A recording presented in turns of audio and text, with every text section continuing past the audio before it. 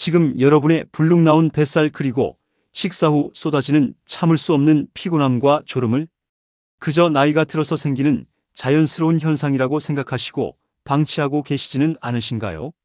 만약 그렇다면 여러분은 지금 이 순간에도 우리 몸속의 혈관을 서서히 썩게 만들고 수명을 갉아먹는 무서운 시한폭탄을 키우고 있는 것과 다름없습니다. 당장 눈에 보이는 통증이 없다고 해서 안심하시면 절대 안 됩니다. 소리 없이 다가와 어느 날 갑자기 돌이킬 수 없는 치명적인 질병으로 쓰러지게 만드는 것이 바로 뱃살과 혈당의 무서운 진실입니다.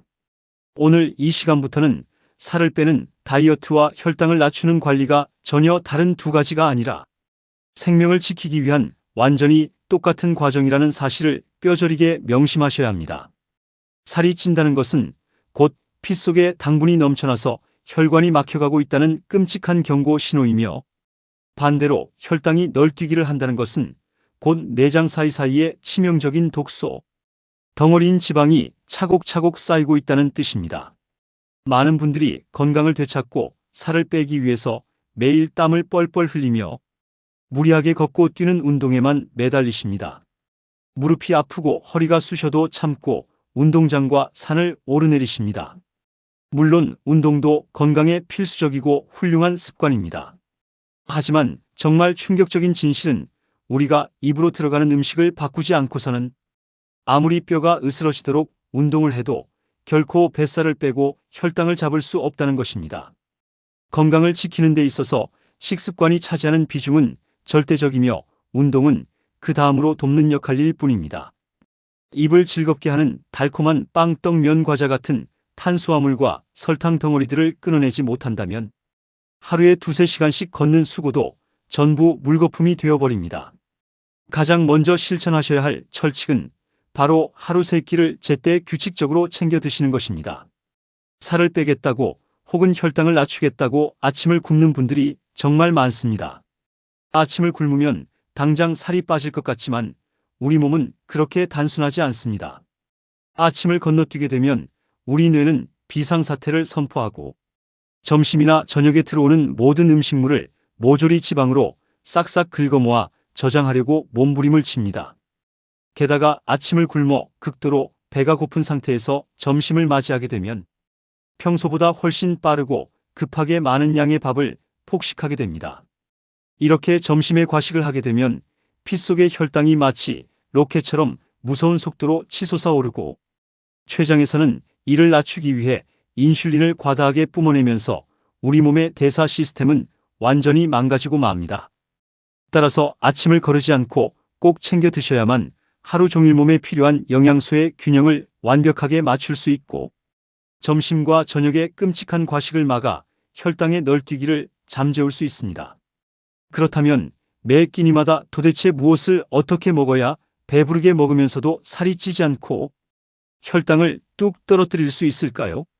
혈당과 비만을 관리할 때 가장 스트레스 받고 고통스러운 부분이 바로 먹고 싶은 것을 억지로 참아가며 음식의 양을 쥐꼬리만큼 줄여야 한다는 압박감일 것입니다. 하지만 놀랍게도 양껏 배불리 마음껏 드셔도 오히려 살이 빠지고 피가 맑아지는 마법 같은 음식들이 있습니다. 대한비만학회의 자료에 따르면 열량이 매우 낮고 당류인 탄수화물이 거의 없어서 우리가 자유롭게 마음껏 먹을 수 있는 음식들이 명확하게 존재합니다. 바로 상추, 양배추, 양상추, 오이, 배추, 샐러리 같은 잎채소와 줄기채소들입니다. 여기에 더해 느타리버섯, 표고버섯, 팽이버섯과 같은 훌륭한 버섯류, 그리고 김미역, 다시마 같은 바다의 보물 해조류 역시 아무리 드셔도 몸에 해가 되지 않고 오히려 약이 되는 자유로운 섭취가 가능한 보약들입니다. 이 엄청난 음식들을 드실 때에는 아주 중요한 비법이 하나 있습니다. 바로 식탁에 앉으셨을 때 밥과 반찬을 섞어서 드시거나 밥을 먼저 입에 넣으시는 것이 아니라 무조건 이 채소와 버섯 해조류를 밥보다 먼저 풍성하게 씹어서 드시는 것입니다. 밥을 한 숟가락 뜨기 전에 싱싱한 상추나 오이, 아삭한 양배추나 버섯 반찬으로 배의 절반을 먼저 채우셔야 합니다. 채소의 풍부한 식이섬유가 위장에 먼저 듬직하게 자리를 잡고 스펀지처럼 부풀어 오르면 뇌에서는 이미 배가 부르다는 강력한 포만감 신호를 보내게 됩니다. 이렇게 되면 자연스럽게 그 다음에 먹는 밥이나 면 같은 탄수화물의 양을 절반 이하로 뚝 줄일 수 있습니다. 뿐만 아니라 채소의 식이섬유가 위와 장벽에 튼튼한 방어막을 쳐주기 때문에 나중에 들어온 밥의 당분이 혈액 속으로 흡수되는 속도를 엄청나게 지연시켜 줍니다. 이것이 바로 배 터지게 먹으면서도 혈당과 체중을 동시에 완벽하게 잡을 수 있는 가장 확실하고 위대한 식사법입니다. 자유롭게 먹을 수 있는 이 채소들 중에서도 특히 상추와 오이는 우리 몸을 살리는 데 기가 막힌 효능을 자랑합니다. 오이와 상추는 일반적인 다른 채소에 비해서도 무려 90에서 95%가 순수한 수분으로 꽉 들어차 있습니다. 게다가 각종 비타민과 무기질이 가득해 웬만한 영양제보다 훨씬 뛰어난 효과를 발휘합니다. 먼저 상추를 살펴보면 상추 줄기를 꺾었을 때 나오는 하얀 진액 속에 들어있는 락투카리움이라는 신비한 성분이 있습니다. 이 성분은 날카로워진 신경을 부드럽게 안정시키고 스트레스를 풀어주어 밤에 잠을 이루지 못해 고통받는 불면증을 예방하고 완화하는 데 탁월한 도움을 줍니다. 숙면을 취해야만 살이 빠지고 혈당이 안정화된다는 사실을 기억하신다면 상추는 그야말로 천연 수면제이자 다이어트 약입니다. 게다가 상추에는 철분이 아주 풍부하게 들어있어서 우리 몸속의 혈액량을 넉넉하게 늘려주고 탁해진 피를 맑고 깨끗하게 청소해주는 놀라운 정혈 효과까지 가지고 있습니다. 상추와 쌍벽을 이루는 오이 역시 어마어마한 효능을 품고 있습니다. 오이는 지친 위장을 편안하게 달래주고 소화를 원활하게 돕는 훌륭한 천연 위장약입니다. 특히 오이는 씹을 때마다 터져나오는 그 풍부한 수분 덕분에 몇 조각만 먹어도 포만감이 상당해서 뒤이어 먹는 밥의 양을 획기적으로 줄여주는 최고의 다이어트 파수꾼입니다. 오이 속에는 활성산소를 몰아내는 비타민C, 그리고 몸속에 쌓인 짠 염분과 노폐물을 밖으로 쭉쭉 빼주는 칼륨을 비롯한 무기질이 넘쳐납니다. 오이 꼭지 부분이나 껍질에서 가끔 쓴맛이 나는 것을 느껴보셨을 텐데 이 쓴맛의 정체가 바로 쿠쿠르비타신이라는 귀한 성분입니다. 이 쓴맛 성분은 염증을 가라앉히고 암세포와 싸우는 강력한 힘을 가지고 있으니 쓰다고 뱉지 마시고 오이 전체를 온전히 씹어 드시는 것이 좋습니다. 채소 못지않게 우리가 밥상에서 마음껏 즐겨야 할 보물이 바로 버섯입니다. 버섯은 흔히 산에서 나는 고기라고 불릴 정도로 식물성, 단백질이 듬뿍 들어있으면서도 우리 몸을 늙고 병들게 만드는 염증과 산화, 스트레스를 획기적으로 줄여주는 강력한 효능을 자랑합니다. 버섯 역시 씹는 맛이 좋고 혈당 조절과 다이어트에 필수적인 식이섬유가 어마어마하게 풍부합니다. 특히 버섯에 듬뿍 들어있는 베타글루칸이라는 신비한 성분은 우리 몸속에 들어가면 피 속에 둥둥 떠다니는 나쁜 찌꺼기인 콜레스테롤을 꽉 물고 몸 밖으로 배출시켜버립니다.